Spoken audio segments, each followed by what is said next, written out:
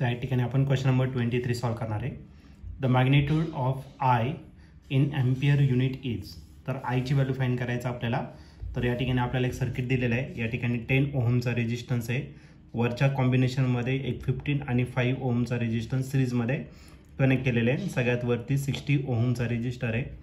Current 1 ampere इतका enter करतोय. Out of 1 ampere current I ampere current 60 ओहममधून pass होतोय, पण या दोन कॉम्बिनेशनमधून करंट दिलेला नाही आहे.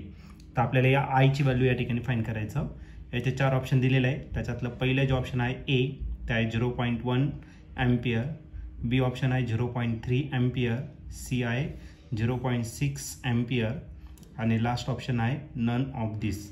तर या 4 ऑप्शनपैकी या क्वेश्चनचा करेक्ट आन्सर काय असेल, तर यासाठी आपण त्याला सॉल्व करूया आणि मग डिसाईड करूया. तर या क्वेश्चनमध्ये आपल्याला मॅग्निट्यूड आय फाइंड करायचं आहे एम्पियरमध्ये. तर आपल्याला त्यासाठी एक सर्किट पण दिलेले आहे. तर ती सर्किट आपण या ठिकाणी ड्रॉ करून घेऊ. ठीक आहे.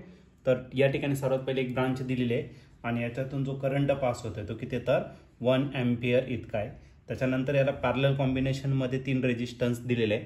पहिला जो रेजिस्टन्स आहे तो आहे तुमचा 60 ओहम इतका आहे. ओके. त्याच्यानंतर मधल्या ब्रांचमधून 2 रेजिस्टन्स दिलेले आहे.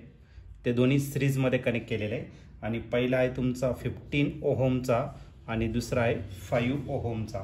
त्याच्या बिलो आणखीन एक रेजिस्टन्स दिलेला आहे आणि या रेजिस्टरची जी व्हॅल्यू आहे तर ती दिलेली आहे तुम्हाला 10 ओहम इतकी दिलेली आहे. तर या ठिकाणी आपलं हे सर्किट काय आलं, कंप्लीट झालं.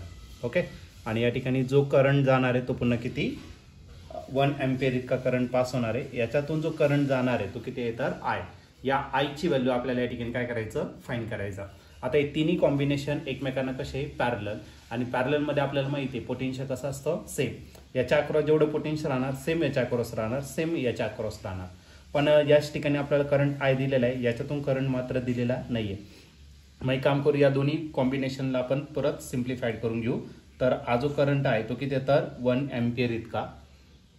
वरती जो रेजिस्टर लावलेला आहे तो आपण जसाच्या तसा कन्सिडर करणार. हा किती, तर 60 ओहमचा आहे आणि या 2 रेजिस्टरची ॲडिशन होते 15 आणि 5. तर 15 + 5 जर घेतला तर तो किती असणार आहे, 20. आणि खाली जो रेजिस्टन्स कनेक्ट केलेला आहे तो किती, तर 10 ओहमचा रेजिस्टन्स या ठिकाणी आपल्याला कनेक्ट केलेला आहे. या ठिकाणी आपले सर्किट कंप्लीट झालं आणि हा 1 एम्पियरचा करंट या ठिकाणी पास होणार. इकडून जो करंट जाणार आहे तो किती, तर आय इतका. आता एक काम करू, या दोन्ही रेजिस्टन्स जे आहे 20 आणि 10 हे दोन्ही कसे आहेत, तर पॅरलल आहे. आणि पॅरललमध्ये आपल्याला माहिती आहे पॅरललमध्ये आपण काय करतो, रेसिप्रोकल घेऊन त्यांची काय करतो, तर ॲडिशन करत असतो. ठीक आहे. तर आपण त्याच पद्धतीने या ठिकाणी पॅरलल रेजिस्टन्स फाइंड करू. मग पॅरललसाठी आपल्याकडे फॉर्म्युला आहे आरपीचा फॉर्म्युला. तो काय, R1 R2 divided by R1 + R2. Okay. तर हे आपला पॅरलल रेजिस्टन्स फाइंड करायचा फॉर्म्युला आहे. मग R1 जो आहे तो किती आहे, 20. R2 जो आहे तो किती आहे, 10 ओहमचा आणि डिवाइडेड या दोघांची ॲडिशन 10 × 20 जर केला तर तो किती भेटेल, 200. आणि 20 × 10 जर केला तर किती भेटणार, 30. हा 0 0 काय आला, कॅन्सल. म्हणजे आला 20 डिवायडेड बाय 3.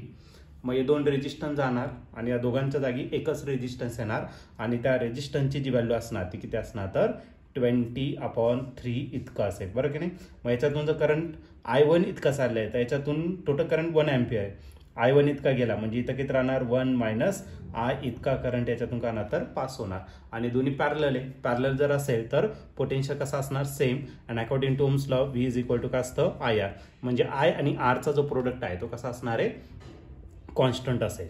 ओके. मग वरच्या ब्रांचमध्ये जर घेतला तर रेजिस्टन्स किती आहे, 60 ओहमचा आणि जो करंट आहे तो किती आहे, तर आय.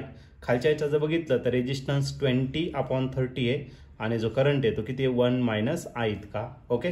तर 21 × 1 23 जा किती झाला, 60. आणि हा 3 कडे डिवाइड, इकडे काय करा, मल्टिप्लाय. मग 3 3 जा किती झाला, 9I = 1 - I. ओके. हा -I इकडे काय करा, प्लस.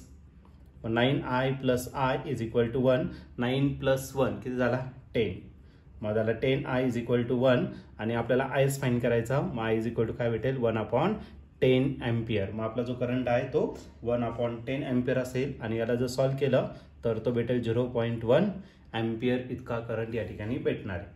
आणि या ठिकाणी तुम्ही ऑप्शन जर बघितलं तर ऑप्शन नंबर ए जो आहे तो आपला या ठिकाणी करेक्टली मॅच झालेला आहे. मग या क्वेश्चनचं जे आन्सर असणार आहे ते ऑप्शन ए. ऑप्शन ए म्हणजेच काय, I = 0.1 ॲम्पियर.